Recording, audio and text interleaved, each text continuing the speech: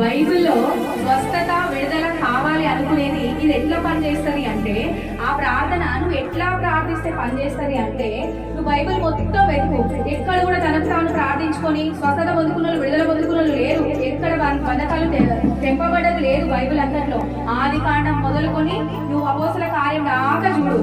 స్వస్థత కొరకు విడుదల కొరకు నువ్వు ప్రార్థించినప్పుడు ఇంట్లోనే కూర్చొని నేను 100 సార్లు ప్రార్థన చేస్తా, దేవుడు చూడడా, దేవుడు వినడా, ఇట్లాంటి మాటలు కూడా విశ్వాసం మాట్లాడతారు. కానీ అది తప్పు. ఐగుప్తీయులు విడుదల కావాలని ప్రార్థన చేస్తే మోషే లేపాడు. హిజ్కియా కొరకు ఎవరిని పంపించిండు? సాముయేలుని పంపించిండు.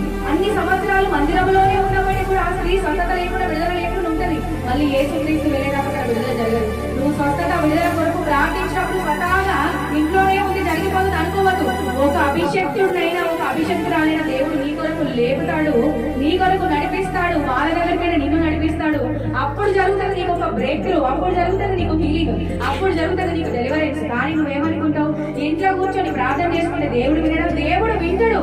కానీ టర్మ్స్ అండ్ కండిషన్స్ బైబిల్లో ఉన్నాయి. ఏది ఎట్లా జరుగుతుంది, స్వస్థత విడుదల ఎట్లా జరుగుతుంది అని బైబిల్లో ఉన్నదో అట్లనే జరుగుతుంది. నీ సొంత ఆలోచన ప్రకారంగా